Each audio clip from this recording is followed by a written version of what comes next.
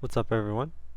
In this tips video we're going to cover the most important loadout decision when it comes to your Liberator, and that's what belly gun you choose to use.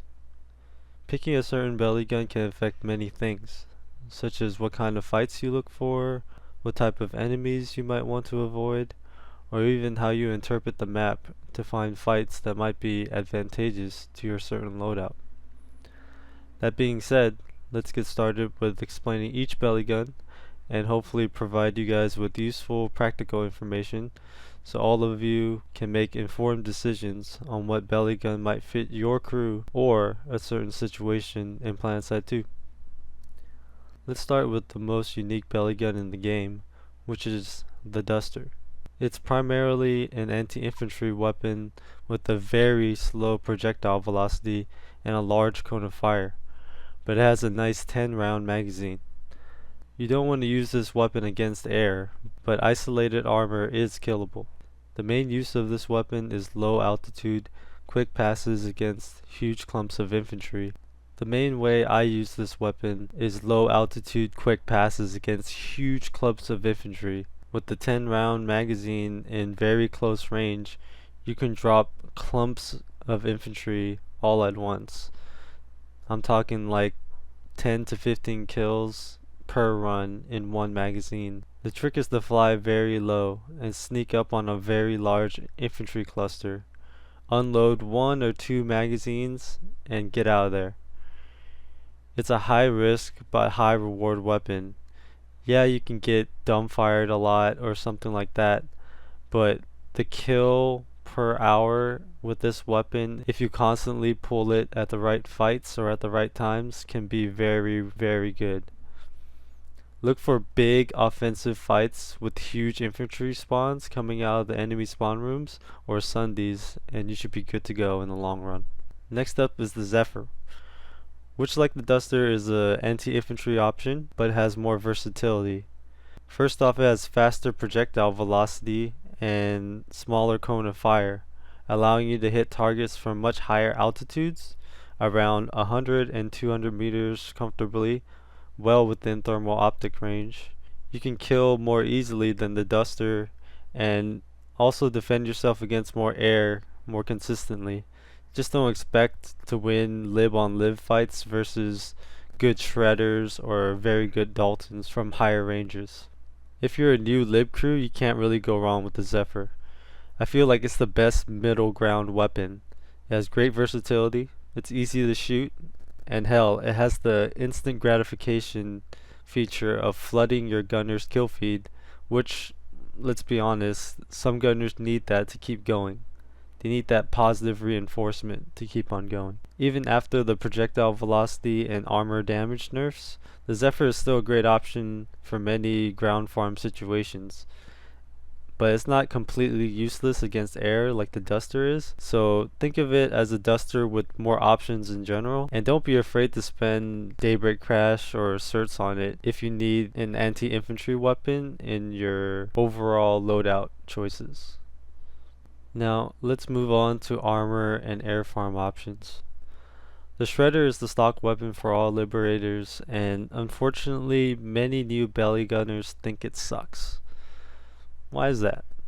Well, first off, the Shredder is a slow-paced damage dealer when compared to the Dalton. So enemies can bail out of their vehicles before their armor dies, not giving the belly gunner an extra earned kill in their kill feed. It seems like a small thing, but it's a huge negative if you're new and you don't get that positive feedback of getting a kill in your feed. And secondly, the damage drop-off is huge, like tank buster levels of drop-off. Once you get past that 50 or 75 meter shredder range, the damage falls off a cliff. So in a perfect world, if you can get close with your shredder just like the tank buster, do it. But if you can't, it can definitely hold its own at range.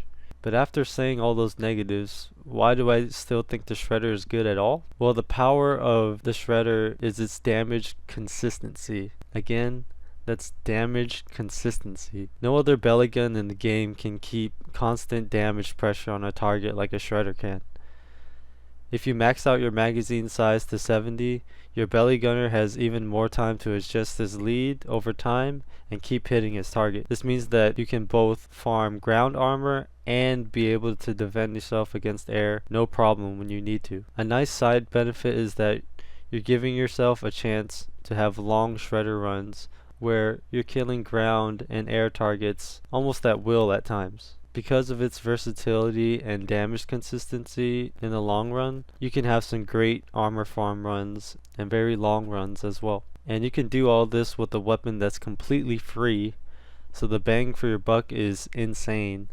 There's still going to be a ton of people that always bail before their vehicle dies, but as long as your gunner's okay with making a ton of certs, you should be good to go. And if both of you are fine with that, you'll make a ton of certs together.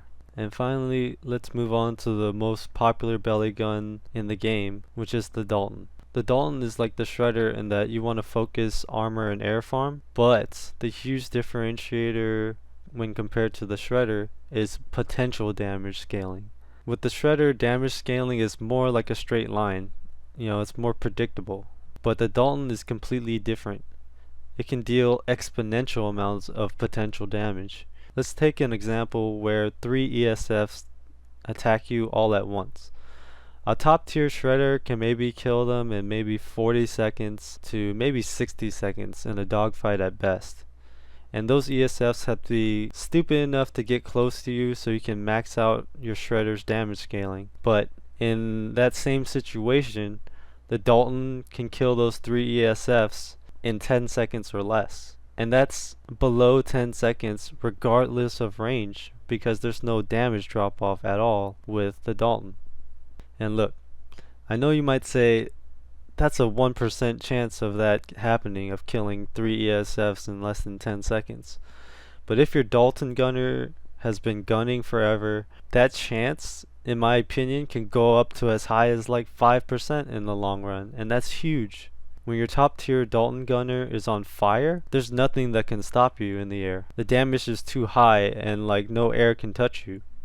ESFs get one-shotted, and libs that even get hit once at any decent range don't want to go into dogfight with only 50% life. All this being said, you also just can't forget about just how fun it is to shoot the Dalton, or how gratifying it is to kill air with it. That might just seem like some intangible thing, but in my opinion, it's a huge benefit for this weapon, because even though the Shredder and the Dalton are both viable in the top tier, the Dalton is just more fun to people. And in the long run, there are so many more Dalton gunners out there than Shredder gunners, just for that reason alone. It's just more fun. And just FYI, there's no secret to learning the Dalton. As Mustard Mania would say, you just have to go out there and do it. You just have to keep on gunning, and your mind and your body will just get used to it. There's no replacement for experience, so you just gotta go out there and just keep on gunning. So, I think that wraps it up, you guys. Originally, this video was gonna be like 30 minutes long, but I thought that was too insane and I had to cut it down. And I also had to write a script just to make sure, I wouldn't get off on these tangents and make it like 40 minutes long.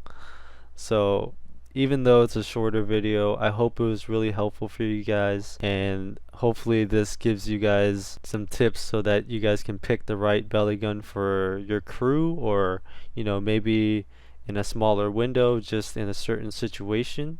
Also, stay tuned for the next tips video, which is going to be on tail guns in the coming weeks.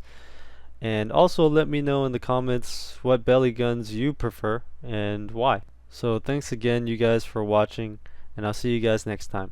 Peace.